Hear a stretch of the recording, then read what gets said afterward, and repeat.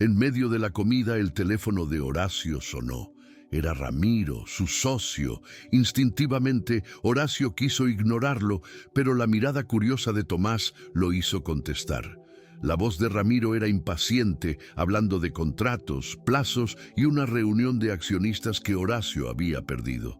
¿Dónde estás, Horacio? El proyecto de Monterrey no se va a cerrar solo. La voz de su socio sonaba como un eco de un mundo lejano. Un mundo de ambición y cifras que, en ese momento, parecía fútil y sin sentido. «Estoy ocupado, Ramiro», respondió Horacio, la voz firme de una manera que no sentía desde hacía mucho tiempo. «Resuélvelo tú». Colgó, ignorando las protestas de Ramiro. No lo sabía, pero esa pequeña decisión fue la primera grieta en el imperio que su socio ya comenzaba a codiciar. La sopa terminó, el plato estaba limpio. El silencio volvió a instalarse entre ellos, pero ahora era un silencio cargado de una pregunta inevitable. ¿Y ahora? Horacio miró a Tomás, a la serenidad en ese rostro que ya había enfrentado más pérdidas que la mayoría de los adultos. No podía, simplemente no podía devolver a ese niño a las calles. Sería como abandonarse a sí mismo, como escupir en la cara de la segunda oportunidad que el destino le había ofrecido. La decisión se formó en su pecho, no como una elección lógica, sino como la única verdad posible. «Tomás», dijo, «no puedo ofrecerte un padre. Apenas sé cómo ser hombre, pero puedo ofrecerte un lugar seguro esta noche. Y mañana descubrimos el resto. ¿Vienes conmigo?» Tomás miró el rostro de aquel hombre triste. No entendía de dinero ni de mansiones, pero entendía de soledad.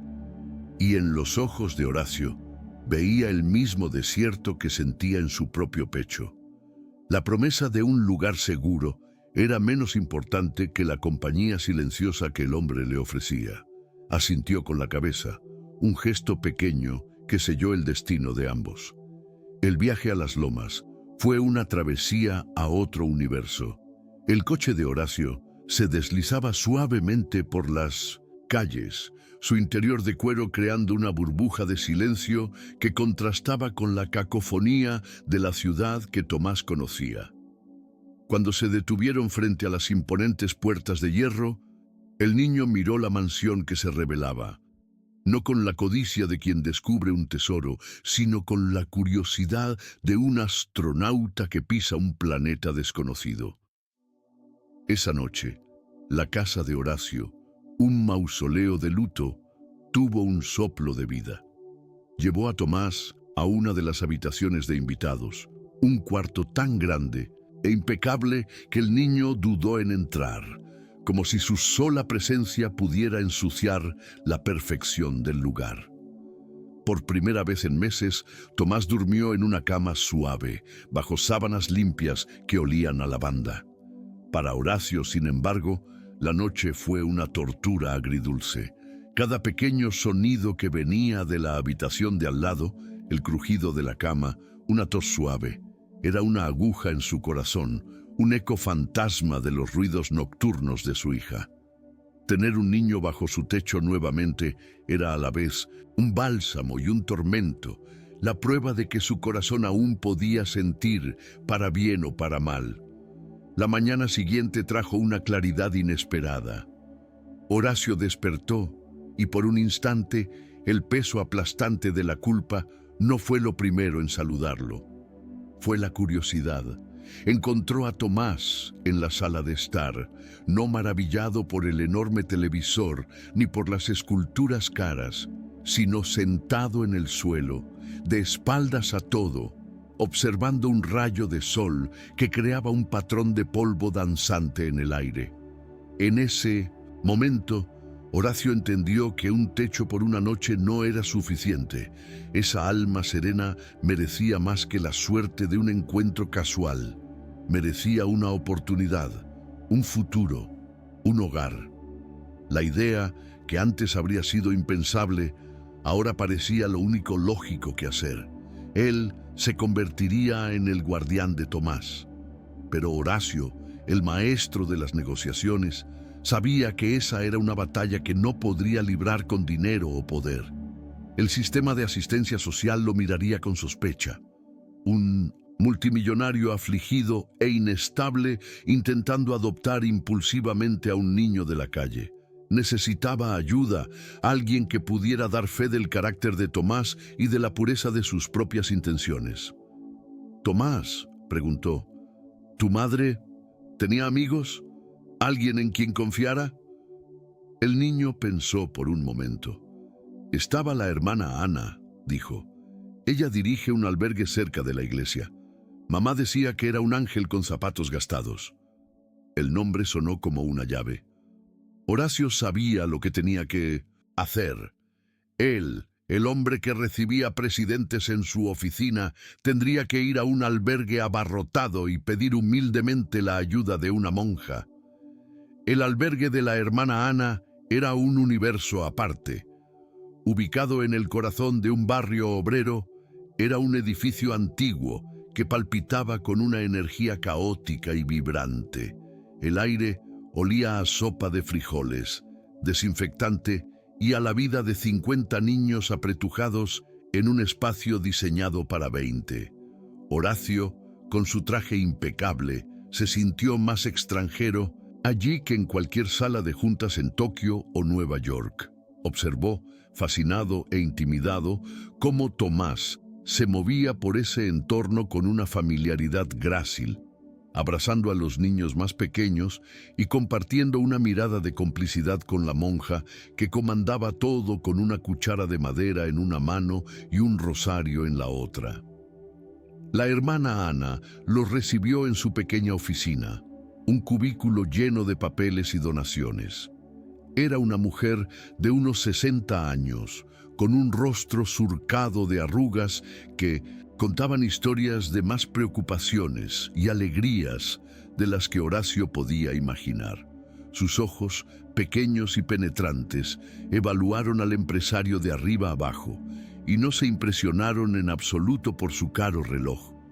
Conocía a la madre de Tomás, recordaba su fe ferviente y su amor feroz por su hijo.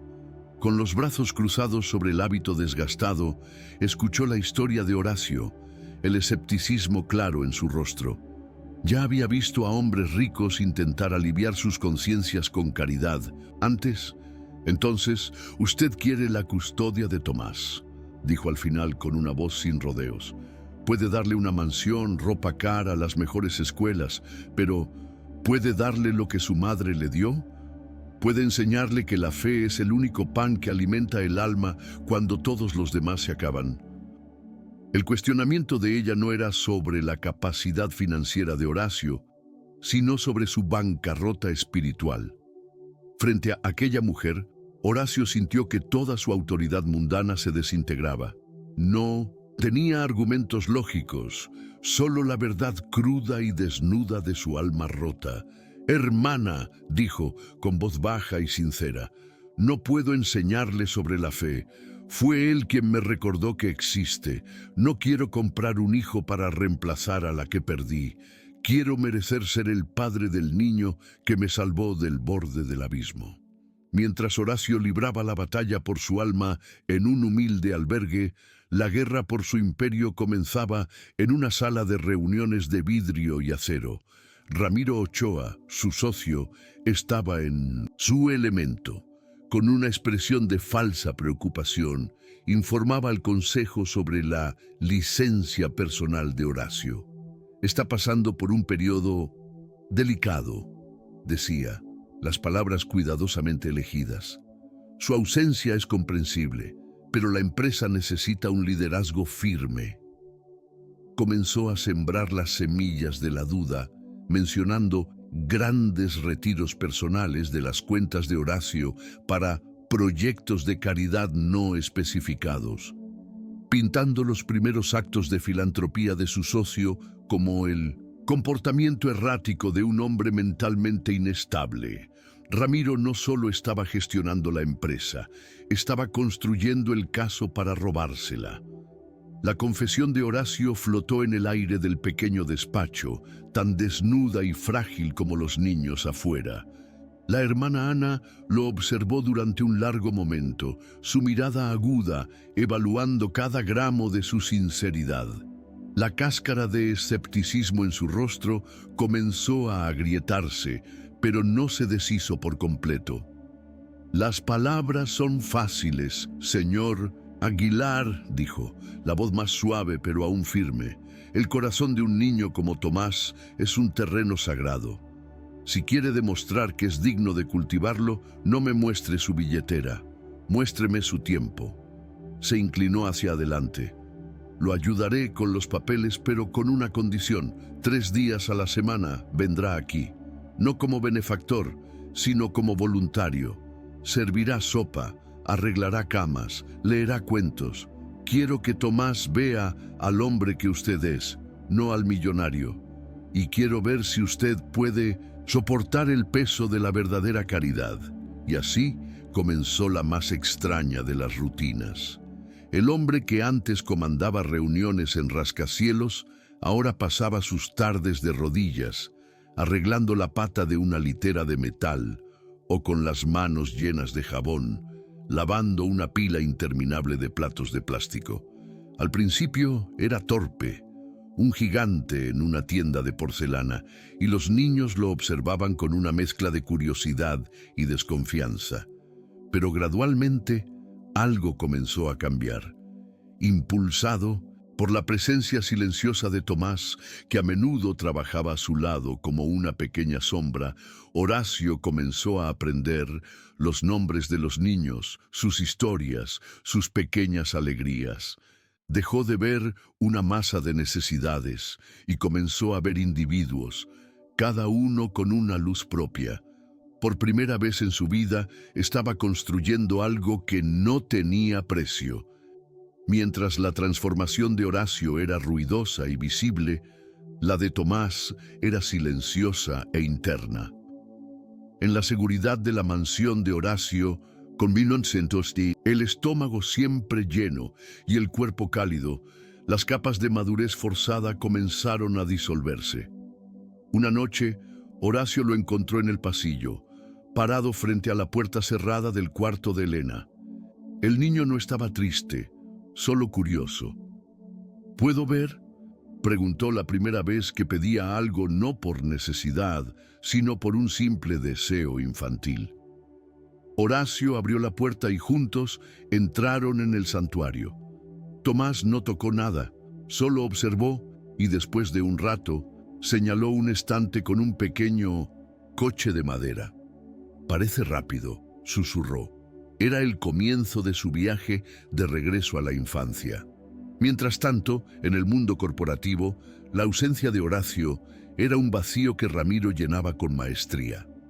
Interceptó un informe de un investigador privado que había contratado para seguir a su socio, y las fotos que vio fueron mejores de lo que podría haber soñado.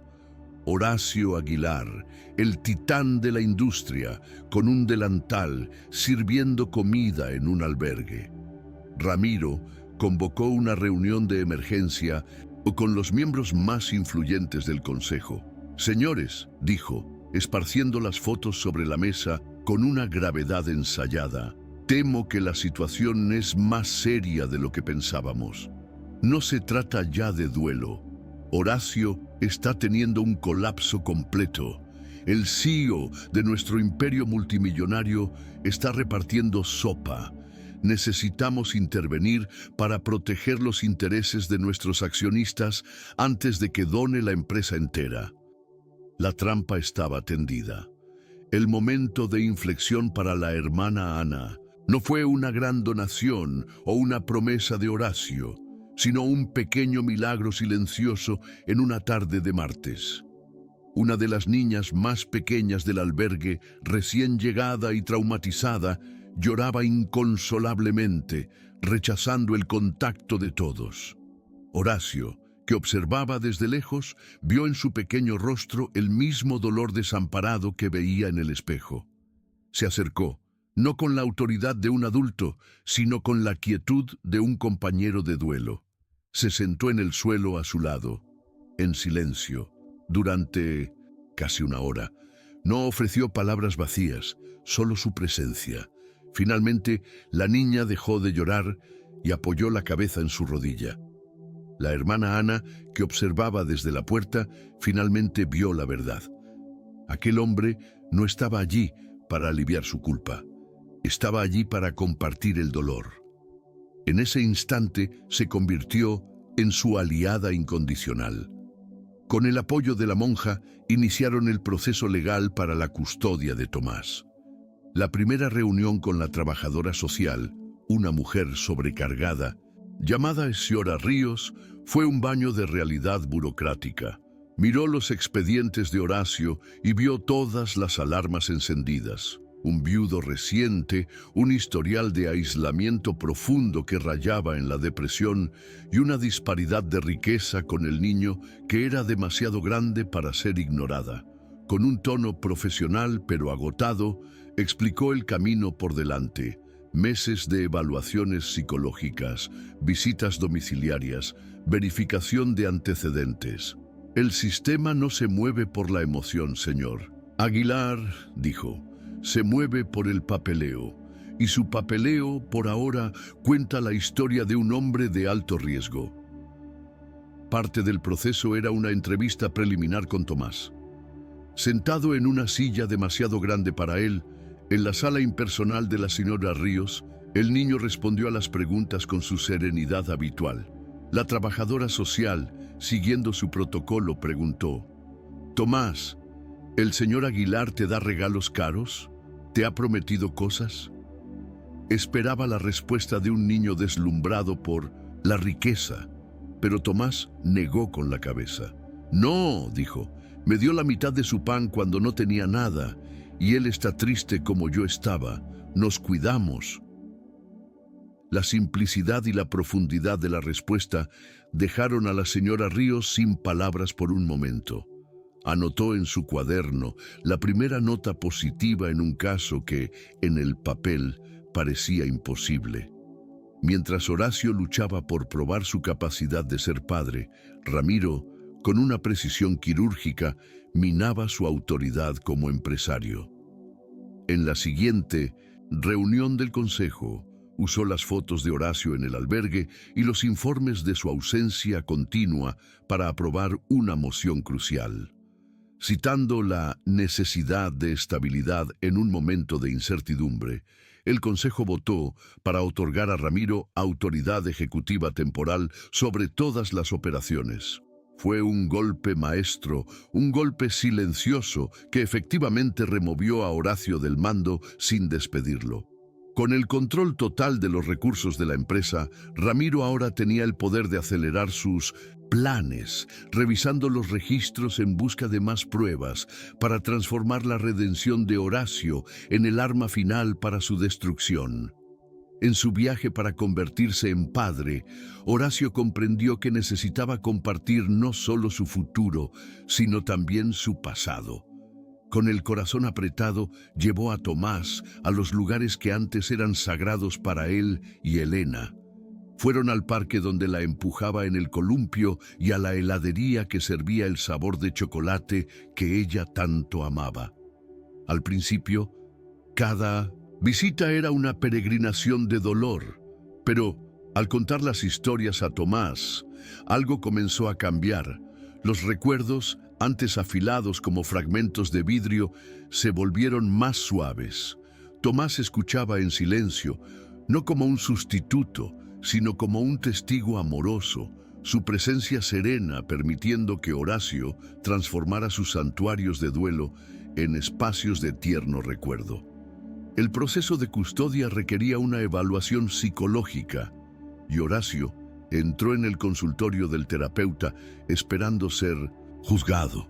Las preguntas eran directas, explorando la herida abierta del accidente, su depresión y la naturaleza súbita de su apego a Tomás. Pero el hombre que respondió no era el mismo que se había encerrado en una mansión un mes antes. Practicado en el arte de la vulnerabilidad por el trabajo en el albergue, Horacio habló con una honestidad brutal, admitió su culpa paralizante, su deseo de morir, y luego describió con una pasión silenciosa, como un niño de 9 años, con un pedazo de pan, le dio una razón para querer vivir de nuevo. No estoy tratando de reemplazar a mi hija, concluyó. Estoy tratando de convertirme en el hombre que ella merecía como padre. Pero la bondad en el mundo de Ramiro era solo una debilidad para explotar. Usando su nueva autoridad y un contacto bien pagado, obtuvo una copia del informe confidencial de la evaluación de Horacio. Filtró fragmentos seleccionados y distorsionados a un periodista de tabloide, y la noticia explotó como una bomba.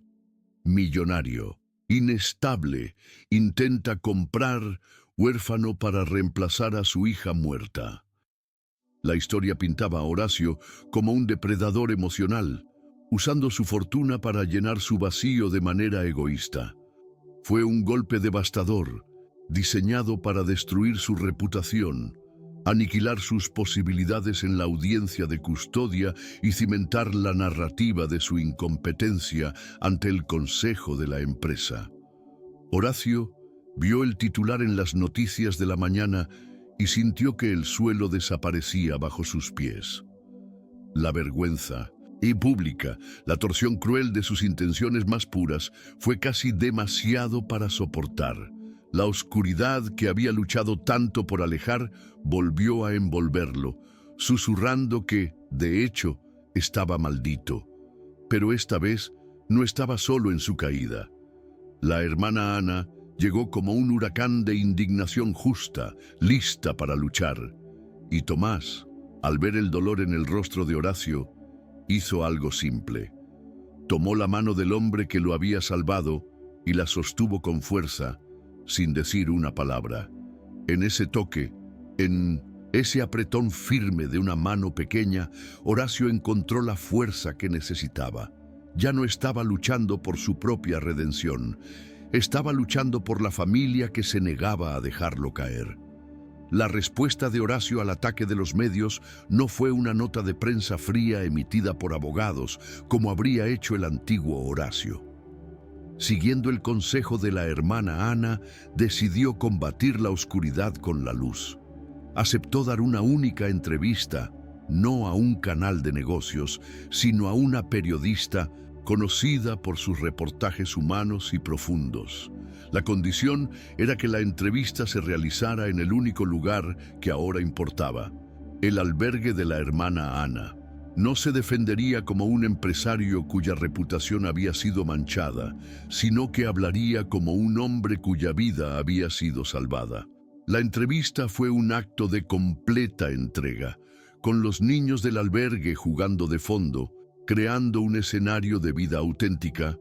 Horacio contó su historia. Habló del accidente con una culpa que no buscaba perdón, sino que simplemente existía. Describió el abismo de su desesperación y luego habló de Tomás. La gente dice que estoy tratando de salvar a un niño, dijo, mirando directamente a la cámara, pero la verdad es que fue él quien me salvó. Fue un rescate mutuo. La hermana Ana, sentada a su lado, añadió su testimonio, hablando no del multimillonario, sino del hombre que limpiaba pisos y consolaba niños, describiendo el vínculo entre él y Tomás con una autoridad moral que ningún tabloide podía jandón. La historia, transmitida en horario estelar, tuvo un impacto sísmico. La narrativa manipuladora de Ramiro fue reemplazada por una historia conmovedora de redención. La opinión pública, antes hostil, se volvió a su favor. La trabajadora social, Ciora Ríos, vio la entrevista y, por primera vez, el expediente de alto riesgo en su escritorio ganó un rostro humano y un alma compleja. En el mundo corporativo, los miembros del consejo que habían sido leales a Horacio en el pasado comenzaron a ver la maniobra de Ramiro por lo que era, una traición calculadora. La verdad, una vez liberada, comenzó a hacer su trabajo, abriendo grietas en la fortaleza de mentiras de Ramiro. Viendo que estaba perdiendo el control de la narrativa, y sintiendo el cambio de lealtad en el consejo, Ramiro jugó su última y más audaz carta. Usó su autoridad ejecutiva para tomar dos acciones drásticas y simultáneas. Primero, convocó una reunión extraordinaria del Consejo de Accionistas con un único punto en la agenda: la votación para la destitución permanente de Horacio Aguilar del cargo de CEO. Segundo, usando un contacto influyente, presionó al sistema judicial para que la audiencia final de la custodia de Tomás fuera programada para el mismo día y la misma hora. Creó un dilema imposible, forzando a Horacio a elegir: luchar por su imperio o luchar por su hijo. Para Ramiro, la elección de Horacio era obvia, y cualquiera de ellas garantizaría su victoria. La noticia del conflicto de 1900 horarios cayó en la mansión de Horacio como un rayo. Sus abogados entraron en pánico, sus teléfonos explotando con llamadas. «Es el fin del juego, Horacio. Si no estás en esa reunión, Ramiro tiene los votos. Perderás el control de la empresa que pasaste la vida construyendo». Al mismo tiempo, la hermana Ana estaba al teléfono, la voz firme pero tensa. «La audiencia es final. Si no te presentas, lo interpretarán como un abandono. Tomás volverá al sistema y nunca más lo verás». Por un breve instante, el peso del mundo que había creado y del mundo que estaba tratando de salvar lo aplastó. El imperio o el niño, el legado o la redención. Pero la vacilación duró solo un momento. El antiguo Horacio, el hombre que atendió una llamada de negocios fatal, habría ido a la reunión del consejo sin pestañear, pero ese hombre estaba muerto y enterrado. Horacio caminó hasta la sala de estar, donde Tomás estaba sentado en el suelo, armando un pequeño coche de madera, uno de los juguetes que había pertenecido a Elena. Al ver la concentración en el rostro del niño, la paz que irradiaba, la elección dejó de ser una elección. Era una certeza. Tomó su teléfono, llamó a su principal abogado y dijo, con una calma que sorprendió al hombre al otro lado de la línea: «No estaré en la reunión. Mi lugar está en el tribunal con mi hijo». La mañana del día decisivo amaneció gris y lluviosa, como si el cielo de la Ciudad de México reflejara la tormenta que se avecinaba. Afuera de las puertas de la mansión, las camionetas de los reporteros ya se aglomeraban, buitres esperando por su carroña. Pero dentro de la casa reinaba una paz sorprendente. Horacio no vistió su armadura corporativa.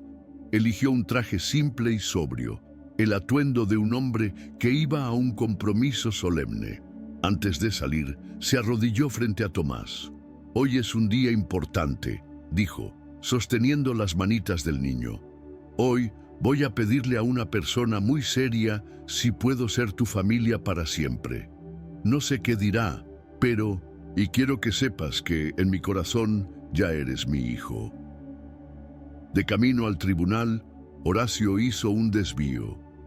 Detuvo el coche frente a la Basílica de Guadalupe y de la mano de Tomás caminó hasta el centro de la explanada. No entró para rezar.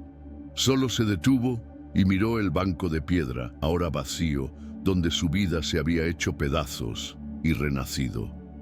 Recordó al hombre que era, un fantasma suplicando por el fin, y miró al niño a su lado, el pequeño ángel que le ofreció el pan de la vida. No fue una oración de súplica, sino de gratitud. Agradeció a Dios, no por haberle quitado a su familia, sino por haberle enviado otra. Con el espíritu fortalecido, se dio la vuelta y caminó hacia el coche. Era hora de enfrentar su juicio. Mientras Horacio y Tomás esperaban en una sala silenciosa del tribunal, al otro lado de la ciudad, en la torre de vidrio de Aguilar Arquitectos, Ramiro Ochoa saboreaba su victoria. Estaba al mando de la gran mesa de caoba, en el lugar que por derecho era de Horacio, y presentaba su caso al consejo con la precisión de un verdugo. Las fotos de Horacio en el albergue fueron proyectadas en la pantalla, seguidas por gráficos financieros que mostraban las donaciones impulsivas y la negligencia de Horacio con los negocios. El hombre que construyó esta empresa ya no existe, decía Ramiro, la voz goteando una falsa compasión.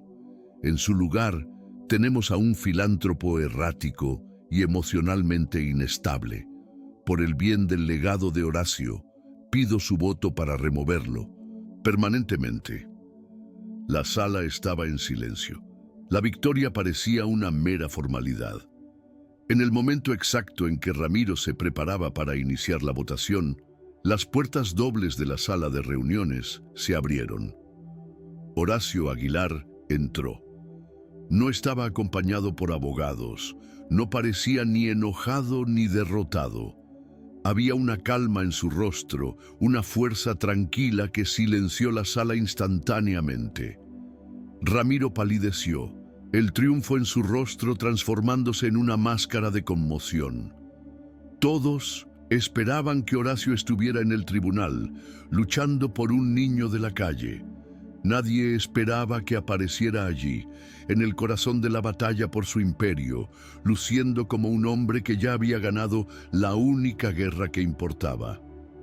Horacio caminó lentamente hasta la cabecera de la mesa, se paró al lado de Ramiro y miró a los rostros que lo conocían desde hacía décadas. Ramiro tiene razón, dijo, su voz resonando en la sala. El consejo contuvo el aliento. El hombre que ustedes conocieron, el hombre obsesionado por las ganancias y los proyectos, un hombre tan ciego por la ambición que atendió una llamada de negocios mientras su familia lo necesitaba. Ese hombre ya no es apto para liderar esta empresa. Ese hombre murió en el mismo accidente que se llevó a mi esposa y a mi hija. Hizo una pausa, dejando que el peso de su confesión se asentara. Y por eso no vine aquí hoy para luchar por mi cargo. He venido aquí, continuó, el tono de voz pasando de la confesión a la convicción, para redefinir lo que esta empresa representa. No usó gráficos ni proyecciones, solo sus palabras. Les habló de Tomás, del albergue, de las decenas de niños invisibles que la ciudad albergaba. Nuestro legado no puede medirse en edificios, sino en las vidas que tocamos. Propongo la creación de la Fundación Aguilar, financiada con una parte de nuestras ganancias, para construir albergues seguros y escuelas para estos niños. El primero será el Centro Educativo Elena Aguilar. No pido que me mantengan como CEO para seguir ganando dinero. Pido que me permitan usar la estructura que construimos juntos para darle un propósito real a nuestro éxito. Ramiro fue el primero en romper el silencio, intentando desesperadamente retomar el control. Esto es solo una prueba más de su inestabilidad, balbuceó. Está teniendo un delirio mesiánico. Pero sus palabras, antes tan efectivas, ahora sonaban vacías y mezquinas. Fue entonces cuando uno de los miembros más antiguos del consejo, un hombre que había conocido al padre de Horacio, se levantó. No estoy de acuerdo, Ramiro, dijo con voz firme. Por primera vez en un año estoy viendo al Horacio que siempre conocí, un constructor. Ya no está construyendo para el horizonte, está construyendo para el corazón. Y yo, por mi parte, quiero ser parte de eso. La votación fue rápida. La moción de Ramiro fue aplastantemente derrotada. Horacio no solo mantuvo su cargo, recibió un mandato unánime para seguir adelante con su nueva visión.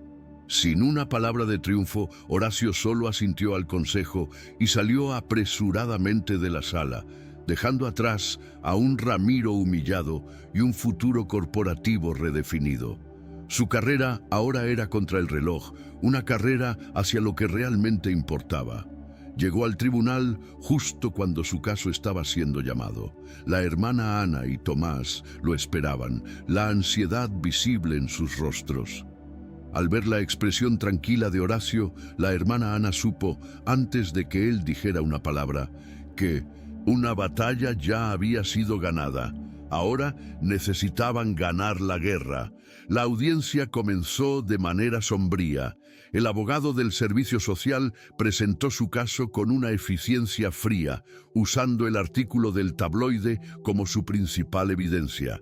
Pintó un cuadro preocupante de un hombre rico y poderoso, psicológicamente frágil tras una tragedia, intentando llenar el vacío con la adquisición impulsiva de un niño vulnerable. El juez, un hombre de semblante severo, hojeaba el expediente de Horacio, su expresión volviéndose cada vez más grave, con cada mención de inestabilidad emocional y comportamiento errático. El peso de la trampa de Ramiro parecía a punto de aplastar las esperanzas de Horacio. Entonces, el abogado de Horacio llamó a su única testigo, la hermana Ana. La monja caminó hasta el estrado, su presencia humilde llenando la sala del tribunal con una autoridad silenciosa. No habló en términos legales, habló en verdades. Describió al hombre que veía 3 veces por semana. El multimillonario que aprendió a lavar platos y a consolar pesadillas. Contó sobre la niña que dejó de llorar porque un hombre grande y triste simplemente se sentó a su lado en silencio. Señor juez, concluyó, mirando directamente al magistrado, la ley se preocupa por lo que es seguro, yo me preocupo por lo que es sagrado, y el vínculo entre ese hombre y ese niño es sagrado. Horacio se levantó y se dirigió al juez. No llevó consigo notas ni argumentos legales, llevó solo su verdad. Señoría, comenzó, la voz firme pero cargada de una humildad recién descubierta. Todo lo que la fiscalía dijo sobre mí es cierto. Era un hombre inestable, roto, perdido en mi propia culpa. Era un riesgo. Y entonces, en mi día más oscuro, en el lugar más sagrado, este niño me encontró. Se volvió para mirar a Tomás. No me ofreció dinero ni consejos. Me ofreció la mitad de todo lo que tenía en el mundo, un pedazo de pan. No me preguntó por mis negocios. Me preguntó si yo también solo tenía a Dios. Él me salvó, señoría. No puedo prometer ser el padre perfecto. Ya fallé en eso de la manera más trágica posible. Pero puedo prometer dedicar el resto de mi vida a ser digno del milagro que Él me dio. Un silencio profundo llenó el tribunal. El juez miró los papeles frente a él, la historia de un hombre rico y problemático. Luego miró el rostro de Horacio, la sinceridad cruda en sus ojos. Miró a la hermana Ana, la personificación de la integridad. Y finalmente miró a Tomás, el pequeño niño que observaba todo con una calma que parecía contener toda la sabiduría del mundo. El juez carraspeó. El objetivo de esta corte, dijo, la voz resonando, es garantizar el mejor interés del menor. Y aunque este caso es altamente irregular, hoy he visto más pruebas de amor, sanación y de un hogar verdadero que en muchos casos que siguen el protocolo al pie de la letra. Golpeó el martillo. Se concede la custodia provisional al señor Horacio Aguilar. La palabra concedida resonó en la sala y el mundo de Horacio, que había estado en tonos de gris por tanto tiempo, explotó en colores. Se volvió y sus ojos encontraron los de Tomás. No fueron necesarias palabras. Horacio abrió los brazos y, por primera vez sin dudar, el niño corrió hacia él. El abrazo no fue el de un benefactor y un niño necesitado. Fue el abrazo de un padre y un hijo, de 2 mitades de un alma que finalmente se encontraban. La hermana Ana se acercó y puso las manos sobre los hombros de ambos, formando un círculo de oración silenciosa, la imagen de una familia forjada en el fuego de la pérdida y la fe. Al salir del tribunal, los reporteros todavía estaban allí, pero la energía había cambiado. Ya no había el frenesí de un escándalo, sino el respeto silencioso por una historia humana. De la mano de Tomás, Horacio caminó entre ellos, ya no un hombre escondiéndose de la vergüenza, sino un padre protegiendo a su hijo. No respondió a ninguna pregunta. Su silencio y su dignidad eran la única declaración que necesitaba. Al entrar en el coche, miró hacia atrás, al edificio de piedra de la justicia. La batalla más difícil había terminado. Ahora, el trabajo pacífico de construir una vida juntos podía, finalmente, comenzar. Fiel a su promesa, la primera acción de Horacio como hombre renacido fue vender la mansión en Las Lomas. Ya no veía la casa como un hogar, sino como un monumento a su dolor y arrogancia pasadas. Con los fondos de la venta y una porción masiva de su fortuna personal, dio vida a la Fundación Aguilar, su primer y único proyecto, que consumió toda su energía en el año siguiente, fue la construcción del Centro Educativo Elena Aguilar, un homenaje a la hija que perdió y un hogar para los niños que ahora prometió proteger. Ya no estaba en el negocio de construir rascacielos para los ricos, sino refugios para los olvidados. Un año después, en una tarde soleada, el centro fue inaugurado. El edificio era la obra maestra de la nueva vida de Horacio.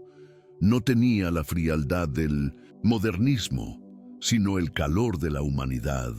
Las paredes eran bajas, los materiales eran naturales, madera y piedra, y los corredores amplios y llenos de luz conducían a un patio central donde el sonido de una pequeña fuente se mezclaba con las risas de los niños. Era un lugar diseñado no para impresionar, sino para abrazar. Un lugar donde la arquitectura servía a la compasión, no al ego. En medio del patio, un Tomás de 10 años, saludable y vibrante, corría y jugaba con otros niños. La serenidad en sus ojos aún estaba allí, pero ahora estaba acompañada por un brillo de alegría pura e infantil. Ya no era el pequeño adulto forzado a sobrevivir. Era un niño que tenía la libertad de ser solo un niño. Observando todo con una sonrisa orgullosa, estaba la hermana Ana, ahora la directora oficial del centro, con los recursos y el espacio para transformar su trabajo de una lucha diaria en una misión próspera, ayudando no a decenas, sino a cientos de niños. Y en medio de todo, sentado en el césped con un grupo de niños pequeños, estaba Horacio. No estaba en un escenario, no estaba dando un discurso, simplemente estaba allí, presente, ayudando a una niña a atarse los zapatos. Miró a Tomás, que marcó un gol en el juego improvisado, y corrió a abrazarlo. En ese abrazo, Horacio encontró la paz que ninguna fortuna podía comprar. Ya no era el hombre rico que, en desesperación, solo tenía a Dios. Era un hombre que había encontrado su propósito, su fe y su familia a través del acto de compasión de un niño que le ofreció la mitad de un pan. La verdadera fe, como nos enseña la historia de Horacio y Tomás, rara vez se encuentra en momentos de comodidad y éxito. No reside en las paredes doradas de las iglesias ni en las promesas de prosperidad. La fe más pura y poderosa florece en el suelo de la vulnerabilidad, en el fondo del pozo, cuando todo lo que nos queda es nuestra humanidad. Horacio, en su riqueza, había perdido a Dios, mientras que Tomás, en su pobreza, lo encontraba en cada acto de compartir. La mayor oración no es la que se susurra en un altar, sino la que se practica con las manos extendidas hacia otro ser humano en necesidad. Esta narrativa nos obliga a redefinir lo que significa ser rico. Horacio poseía un imperio, pero vivía en una miseria espiritual. Aprendió de la manera más dura que el verdadero legado de un hombre no es el imperio que construye, sino los puentes de compasión que levanta para los demás. La mansión que vendió era solo un refugio para un hombre. El centro que construyó se convirtió en un hogar para cientos. La verdadera medida de nuestra riqueza no está en lo que acumulamos para nosotros mismos, sino en lo que somos capaces de dar, especialmente cuando sentimos que no tenemos nada más. Nunca subestimes el poder de un solo gesto. El universo de Horacio, que era vasto, oscuro e implosionando sobre sí mismo, fue reconfigurado por una sola acción: un niño partiendo su pan por la mitad. Ese acto de compasión pura fue la piedra que, arrojada al lago de su desesperación, creó ondas que no solo salvaron su vida, sino que se extendieron hacia el futuro, creando un refugio para innumerables otros niños. Cada uno de nosotros tiene en nuestras manos el poder de iniciar tales ondas, de ser la respuesta inesperada a la oración silenciosa de alguien. Y, finalmente, la historia nos ofrece una lección sobre el duelo y la esperanza. Honrar a aquellos que perdimos no significa construir santuarios de dolor y vivir encerrados con nuestros recuerdos. El mayor tributo que podemos rendir a aquellos que amamos es transformar el dolor de su ausencia en un propósito para el bien. Horacio aprendió que la mejor manera de honrar la memoria de su hija Helena no era morir con ella, sino construir un mundo mejor en su nombre. Transformó las cenizas de su tragedia en el suelo fértil donde una nueva selva de esperanza pudo crecer.